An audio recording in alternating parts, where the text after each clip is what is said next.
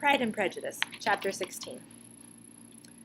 As no objection was made to the young people's engagement with their aunt, and all Mr. Collins's scruples of leaving Mr. and Mrs. Bennet for a single evening during his visit were most steadily resisted, the coach conveyed him and his 5 cousins at a suitable hour to Meryton, and the girls had the pleasure of hearing, as they entered the drawing-room, that Mr. Wickham had accepted their uncle's invitation, and was then in the house.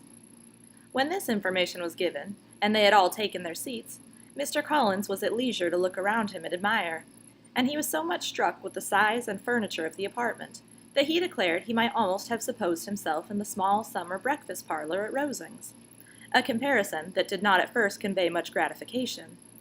But when Mrs. Phillips understood from him what Rosings was, and who was its proprietor, when she had listened to the description of only one of Lady Catherine's drawing-rooms, and found that the chimney-piece alone had cost £800, she felt all the force of the compliment, and would hardly have resented a comparison with the housekeeper's room. In describing to her all the grandeur of Lady Catherine and her mansion, with occasional digressions in praise of his own humble abode, and the improvements it was receiving, he was happily employed until the gentlemen joined them, and he found in Mrs. Phillips a very attentive listener, whose opinion of his consequence increased with what she heard, and who was resolving to retail it all among her neighbors as soon as she could. To the girls, who could not listen to their cousin, and who had nothing to do but to wish for an instrument, and examine their own indifferent imitations of china on the mantelpiece, the interval of waiting appeared very long. It was over at last, however. The gentlemen did approach, and when Mr. Wickham walked into the room, Elizabeth felt that she had neither been seeing him before, nor thinking of him since, with the smallest degree of unreasonable admiration. The officers of the shire were in general a very creditable, gentlemanlike set, and the best of them were of the present party. But Mr. Wickham was as far beyond them all in person, countenance, air, and walk, as they were superior to the broad-faced, stuffy Uncle Phillips, breathing port wine, who followed them into the room. Mr. Wickham was the happy man towards whom almost every female eye was turned, and Elizabeth was the happy woman by whom he finally seated himself. And the agreeable manner in which he immediately fell into conversation, though it was only on its being a wet night and on the probability of a rainy season, made her feel that the commonest, dullest, most threadbare topic might be rendered interesting by the skill of the speaker. With such rivals for the notice of the fair as Mr. Wickham and the officers, Mr. Collins seemed likely to sink into insignificance. To the young ladies he certainly was nothing, but he had still at intervals a kind listener in Mrs. Phillips, and was, by her watchfulness, most abundantly supplied with coffee and muffin. When the card tables were placed, he had an opportunity of obliging her in return by sitting down to whist. "I know little of the game at present," said he, "but I shall be glad to improve myself, for in my situation of life—" Mrs. Phillips was very thankful for his compliance, but could not wait for his reason. Mr. Wickham did not play at whist, and with ready delight was he received at the other table, between Elizabeth and Lydia. At first there seemed danger of Lydia's engrossing him entirely, for she was a most determined talker. But being likewise extremely fond of lottery tickets, she soon grew too much interested in the game, too eager in making bets and exclaiming after prizes, to have attention for any one in particular. Allowing for the common demands of the game, Mr. Wickham was therefore at leisure to talk to Elizabeth, and she was very willing to hear him, though what she chiefly wished to hear she could not hope to be told, the history of his acquaintance with Mr. Darcy. She dared not even mention that gentleman. Her curiosity, however, was unexpectedly relieved. Mr. Wickham began the subject himself. He inquired how far Netherfield was from Meryton, and after receiving her answer, asked in a hesitating manner how long Mr. Darcy had been staying there. "About a month," said Elizabeth, and then, unwilling to let the subject drop, added, "He is a man of very large property in Derbyshire, I understand." "Yes," replied Wickham. "His estate there is a noble one, a clear 10,000 per annum. You could not have met with a person more capable of giving you certain information on that head than myself, for I have been connected with his family in a particular manner from my infancy." Elizabeth could not but look surprised. "You may well be surprised, Miss Bennet, at such an assertion, after seeing, as you probably might, the very cold manner of our meeting yesterday. Are you much acquainted with Mr. Darcy?" "As much as I ever wished to be," cried Elizabeth warmly. "I've spent 4 days in the same house with him, and I think him very disagreeable." "I have no right to give my opinion," said Wickham, "as to his being agreeable or otherwise. I am not qualified to form one. I have known him too long and too well to be a fair judge. It is impossible for me to be impartial. But I believe your opinion of him would in general astonish, and perhaps you would not express it quite so strongly anywhere else. Here you are in your own family." "Upon my word, I say no more here than I might say in any house in the neighborhood, except Netherfield. He's not at all liked in Hertfordshire. Everybody is disgusted with his pride. You will not find him more favorably spoken of by anyone." "I cannot pretend to be sorry," said Wickham, after a short interruption, "that he or that any man should not be estimated beyond their deserts. But with him I believe it does not often happen. The world is blinded by his fortune and consequence, or frightened by his high and imposing manners, and sees him only as he chooses to be seen. I shall take him, even on my slight acquaintance, to be an ill-tempered man." Wickham only shook his head. "I wonder," said he, at the next opportunity of speaking, "whether he's likely to be in this country much longer." "I do not at all know, but I heard nothing of his going away when I was at Netherfield. I hope your plans in favor of the shire will not be affected by his being in the neighborhood." "Oh, no. It is not for me to be driven away by Mr. Darcy. If he wishes to avoid seeing me, he must go. We are not on friendly terms, and it always gives me pain to meet him, but I have no reason for avoiding him but what I might proclaim to all the world. A sense of very great ill usage, and most painful regrets at his being what he is. His father, Miss Bennet, the late Mr. Darcy, was one of the best men that ever breathed, and the truest friend I ever had. And I can never be in company with this Mr. Darcy without being grieved to the soul by 1,000 tender recollections. His behavior to myself has been scandalous, but I verily believe I could forgive him anything and everything, rather than his disappointing the hopes and disgracing the memory of his father." Elizabeth found the interest of the subject increase, and listened with all her heart, but the delicacy of it prevented farther inquiry. Mr. Wickham began to speak on more general topics, Meryton, the neighborhood, the society, appearing highly pleased with all that he had yet seen, and speaking of the latter especially, with gentle but very intelligible gallantry. "It was the prospect of constant society, and good society," he added, "which was my chief inducement to enter the shire. I knew it to be a most respectable, agreeable corps, and my friend Danny tempted me further by his account of the present quarters, and the very great attentions and excellent acquaintance Meryton has procured them. Society, I own, is necessary to me. I have been a disappointed man, and my spirits will not bear solitude. I must have employment in society. A military life is not what I was intended for, but circumstances have now made it eligible. The church ought to have been my profession. I was brought up for the church, and I should at this time have been in possession of a most valuable living, had it pleased the gentleman we were speaking of just now." "Indeed?" "Yes, the late Mr. Darcy bequeathed me the next presentation of the best living in his gift. He was my godfather, and excessively attached to me. I cannot do justice to his kindness. He meant to provide for me amply, and thought he had done it, but when the living fell, it was given elsewhere." "Good heavens!" cried Elizabeth. "But how could that be? How could his will be disregarded? Why, did you not seek legal redress?" "There was just such an informality in the terms of the bequest as to give me no hope from law. A man of honor could not have doubted the intention, but Mr. Darcy chose to doubt it, or to treat it as a merely conditional recommendation, and to assert that I had forfeited all claim to it by extravagance, imprudence, in short, anything or nothing.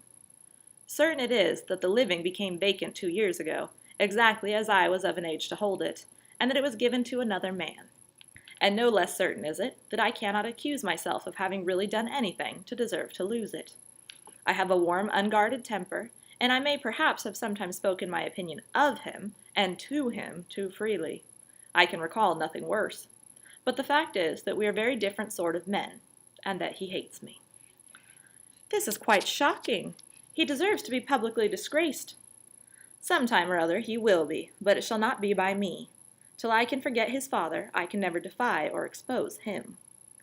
Elizabeth honored him for such feelings, and thought him handsomer than ever as he expressed them. "But what," said she, after a pause, "can have been his motive? What can have induced him to behave so cruelly?" a thorough, determined dislike of me, a dislike which I cannot but attribute in some measure to jealousy. Had the late Mr. Darcy liked me less, his son might have borne with me better. But his father's uncommon attachment to me irritated him, I believe, very early in life. He had not a temper to bear the sort of competition in which we stood, the sort of preference which was often given to me. I had not thought Mr. Darcy so bad as this. Though I have never liked him, I had not thought so very ill of him. I had supposed him to be despising his fellow creatures in general, but did not suspect him of descending to such malicious revenge, such injustice, such inhumanity as this. After a few minutes' reflection, however, she continued, I do remember his boasting one day, at Netherfield, of the implacability of his resentments, of his having an unforgiving temper. His disposition must be dreadful. I will not trust myself on the subject, replied Wickham. I can hardly be just to him. Elizabeth was again deep in thought, and after a time exclaimed, To treat in such a manner the godson, the friend, the favorite of his father. She could have added, a young man too, like you, whose very countenance may vouch for your being amiable. But she contented herself with, and one too, who had probably been his own companion from childhood, connected together, as I think you said, in the closest manner. We were born in the same parish, within the same park. The greatest part of our youth was passed together. Inmates of the same house, sharing the same amusements, objects of the same parental care. My father began life in the profession which your uncle, Mr. Phillips, appears to do so much credit to. But he gave up everything to be of use to the late Mr. Darcy, and devoted all his time to the care of the Pemberley property. He was most highly esteemed by Mr. Darcy, a most intimate, confidential friend. Mr. Darcy often acknowledged himself to be under the greatest obligations to my father's active superintendence, and when immediately before my father's death, Mr. Darcy gave him a voluntary promise of providing for me, I am convinced that he felt it to be as much a debt of gratitude to him as of affection to myself. How strange, cried Elizabeth. How abominable! I wonder that the very pride of this Mr. Darcy has not made him just to you. If from no better motive, that he should not have been too proud to be dishonest. For dishonesty I must call it. It is wonderful, replied Wickham, for almost all his actions may be traced to pride, and pride has often been his best friend. It has connected him nearer with virtue than any other feeling. But we are none of us consistent, and in his behavior to me there were stronger impulses even than pride. Can such abominable pride as his have ever done him good? Yes, it has often led him to be liberal and generous, to give his money freely, to display hospitality, to assist his tenants and relieve the poor. Family pride and filial pride, for he is very proud of what his father was, have done this. Not to appear to disgrace his family, to degenerate from the popular qualities, or lose the influence of the Pemberley house, is a powerful motive. He has also brotherly pride, which with some brotherly affection makes him a very kind and careful guardian of his sister, and you will hear him gradually cried up as the most attentive and best of brothers. What sort of a girl is Miss Darcy? He shook his head. I wish I could call her amiable. It gives me pain to speak ill of a Darcy, but she's too much like her brother, very, very proud. As a child she was affectionate and pleasing, and extremely fond of me, and I have devoted hours and hours to her amusement. But she is nothing to me now. She is a handsome girl, about 15 or 16, and I understand highly accomplished. Since her father's death, her home has been London, where a lady lives with her and superintends her education. After many pauses and many trials of other subjects, Elizabeth could not help reverting once more to the first, and saying, I am astonished at his intimacy with Mr. Bingley. How can Mr. Bingley, who seems good humour itself, and is, I really believe, truly amiable, be in friendship with such a man? How can they suit each other? Do you know Mr. Bingley? Not at all. He is a sweet-tempered, amiable, charming man. He cannot know what Mr. Darcy is. Probably not. But Mr. Darcy can please where he chooses. He does not want abilities. He can be a conversable companion if he thinks it worth his while. Among those who are at all his equals in consequence, he is a very different man from what he is to the less prosperous. His pride never deserts him. But with the rich he is liberal-minded, just, sincere, rational, honorable, and perhaps agreeable, allowing something for fortune and figure. The whist party soon afterwards breaking up, the players gathered round the other table, and Mr. Collins took his station between his cousin Elizabeth and Mrs. Phillips. The usual inquiries as to his success were made by the latter. It had not been very great. He had lost every point.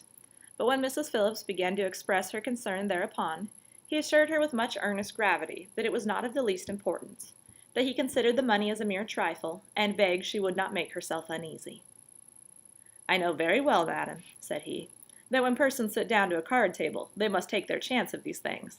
And happily I am not in such circumstances as to make 5 shillings any object. There are undoubtedly many who could not say the same, but thanks to Lady Catherine de Bourgh, I am removed far beyond the necessity of regarding little matters.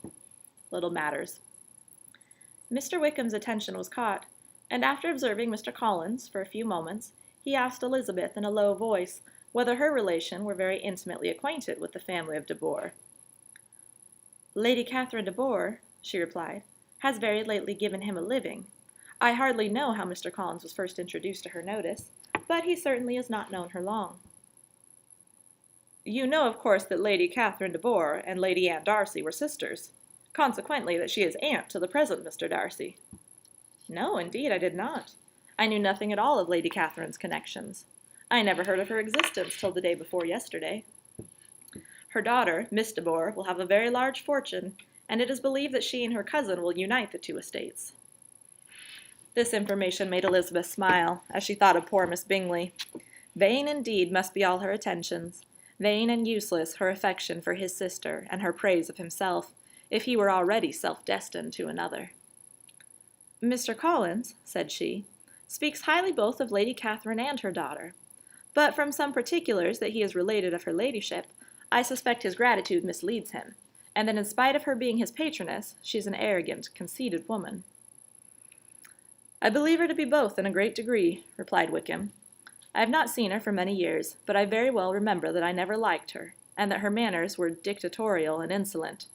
She has the reputation of being remarkably sensible and clever, but I rather believe she derives part of her abilities from her rank and fortune, part from her authoritative manner, and the rest from the pride of her nephew, who chooses that everyone connected with him should have an understanding of the first class." Elizabeth allowed that he had given a very rational account of it, and they continued talking together with mutual satisfaction till supper put an end to cards, and gave the rest of the ladies their share of Mr. Wickham's attentions. There could be no conversation in the noise of Mrs. Phillips' supper party, but his manners recommended him to everybody. Whatever he said was said well, and whatever he did done gracefully. Elizabeth went away with her head full of him. She could think of nothing but of Mr. Wickham, and of what he had told her all the way home. But there was not time for her even to mention his name as they went, for neither Lydia nor Mr. Collins were once silent. Lydia talked incessantly of lottery tickets, of the fish she had lost and the fish she had won, and Mr. Collins, in describing the civility of Mr. and Mrs. Phillips, protesting that he did not in the least regard his losses at whist, enumerating all the dishes at supper, and repeatedly fearing that he crowded his cousins, had more to say than he could well manage before the carriage stopped at Longbourn House.